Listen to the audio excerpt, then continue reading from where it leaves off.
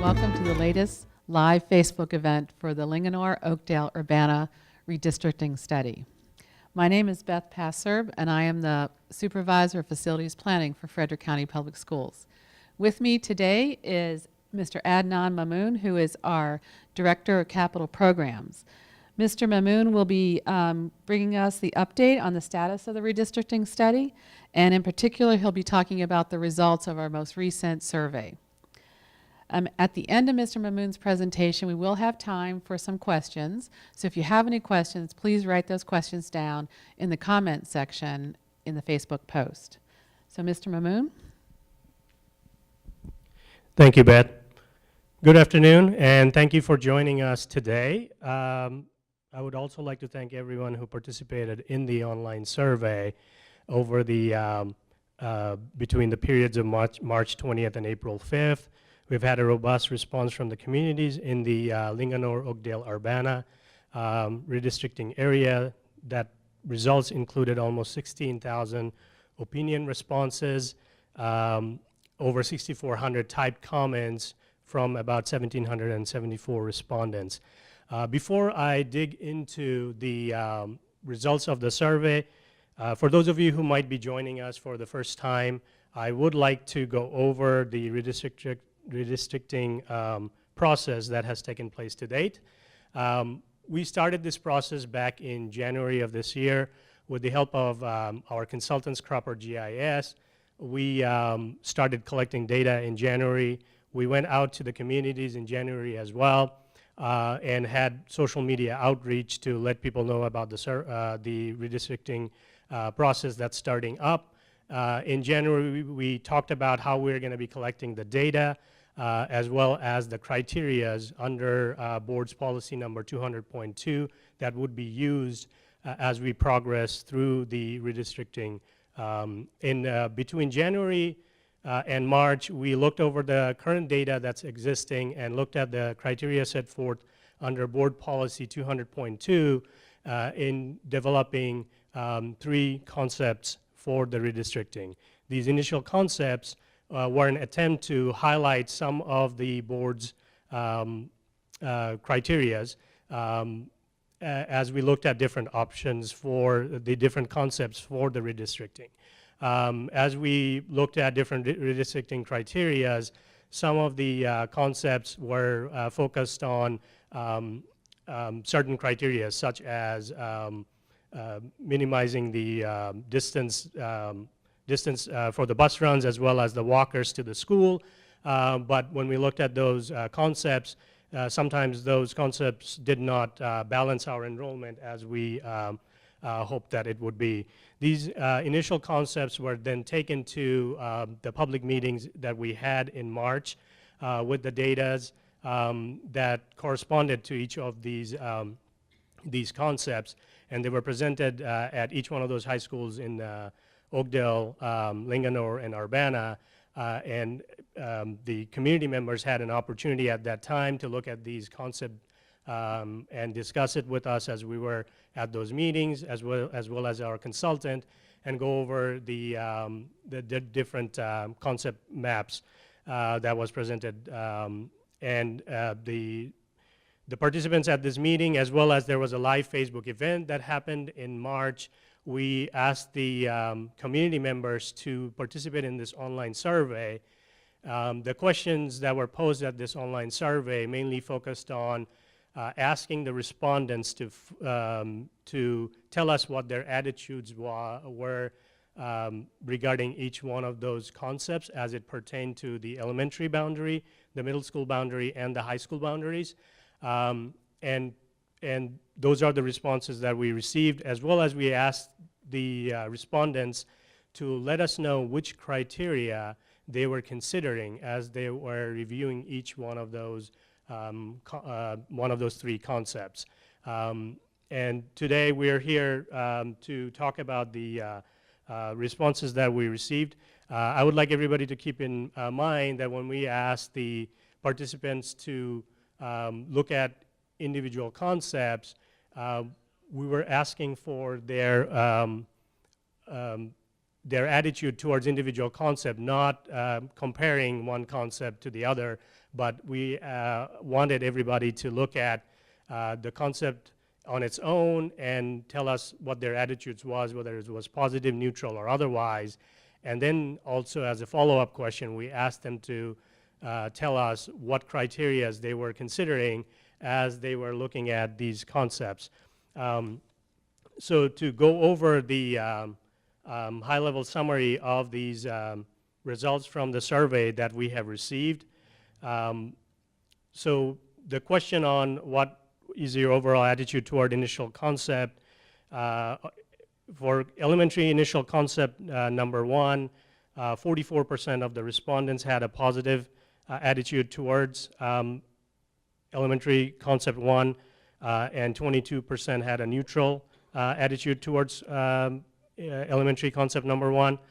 For elementary concept number 2, 46% responded had a positive attitude towards concept number 2, and 22% had a neutral opinion of the elementary concept 2.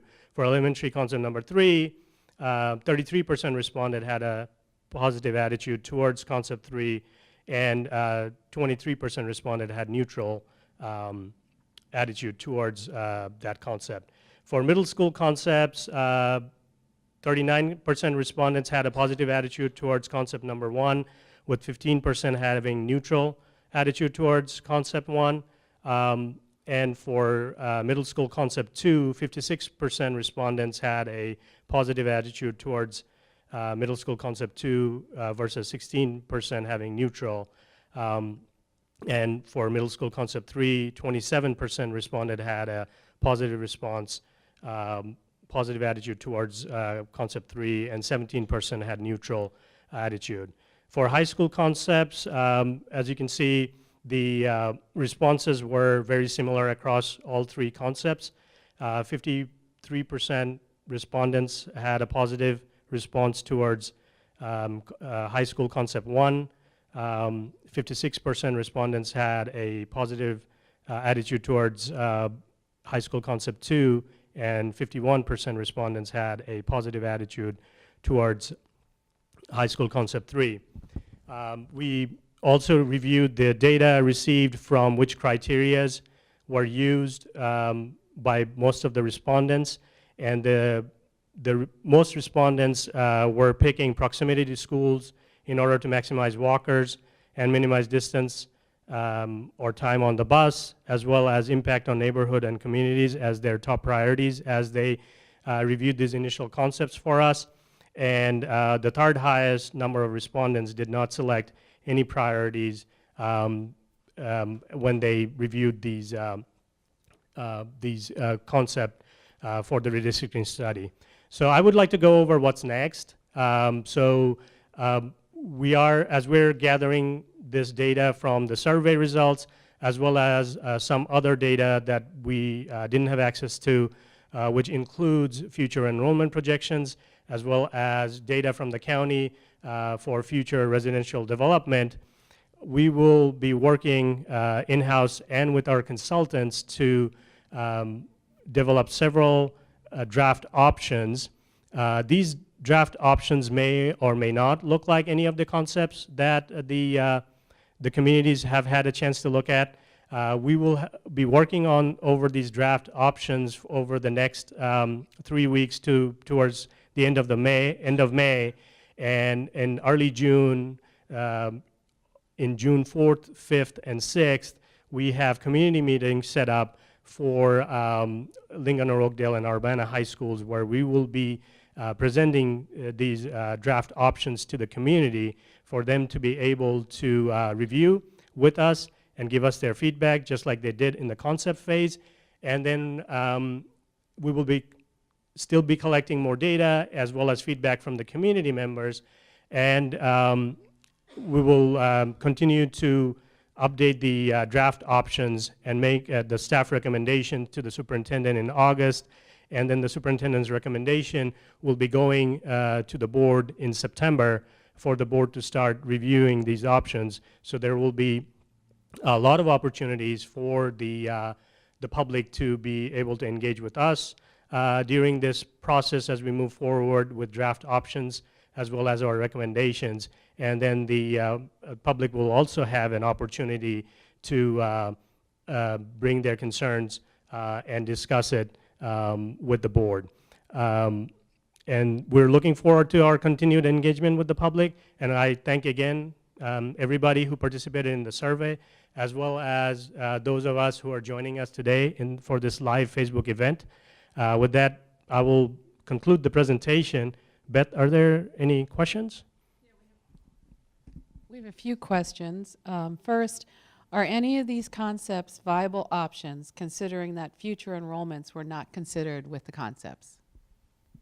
Thank you for that question. So, as I already mentioned during the presentation, as we're developing the draft options for the public to review in June, the concepts that were presented back in March may or may not look like the options that we will be going back to the community. It will depend on the data we're still collecting and reviewing, which are the future enrollment, as well as the future development numbers from the county. So to answer that question, the options that we take back to the community in June may or may not look like any of the concepts that we have presented today. Okay, and this one is similar. So we're making new draft options after we all reviewed the previous draft options. Is that correct? So I believe that the difference between the drawings that everybody has seen so far, those were concept drawings based on the data we had available. So the draft options that we will be presenting in June are going to be different because it will have the input from the public that we received and we're reviewing right now, as well as the data that when we created the initial concepts and presented to the public in March, they did not have the future enrollment projections, as well as the future development data that we were looking to get from the county on residential developments. Okay. Will the new maps be available to review before the meetings so that we can have time to look over them and prepare for the discussion? So I believe when we have the option drawings presented, we would like to present it at the same time to the communities. That's why what we have done with the concept drawings, and we'll take the similar approach, as we will want the communities to be able to look at it together. So we welcome everybody to come to our meetings that are arranged for June 4th, 5th, and 6th to come look at these option drawings with us, and we will be able to. We will all be there to hopefully answer the questions that you can come up with, or if additional data is required, we'll note down your questions at that time and be able to come back and present the solutions after that. Thank you. Just once again, very briefly, the redistricting process is a long process. It takes about a year. We started gathering data, and then we moved to developing concepts, and those concepts were presented to the community. This is the process that staff uses. So at that point, that's what we had was concepts, and we are bringing you along with us. After we presented the concepts, we did have an opportunity for community engagement. We took community response comments at the time we presented those in the meetings in March. We had the survey. We talked about the survey today. That's where we are right now. We'll be developing options with additional data that we're gathering, as Mr. Mamoon talked about, and then we'll be coming back to you in June with those round of options. Again, giving you an opportunity to make comments at those meetings. Send emails to us through the email address of lou.redistrict@fcps.org, or through the survey that we'll once again have after the next round of meetings. And then after that, over the summer, staff will take all of that information, finalizing some additional data that we'll be gathering to prepare recommendations that we'll take to the superintendent. The superintendent will then determine what her recommendation will be, and she'll take that recommendation to the Board of Education in September. The Board of Education will have an opportunity then, you'll have an opportunity then to comment to the Board of Education on that the superintendent's recommendation before the Board of Education makes their decision in November. So that's the process. We thank you for joining us. If we didn't get to your question, we will go back and answer those questions. And so check back on the Facebook page and look for your answers.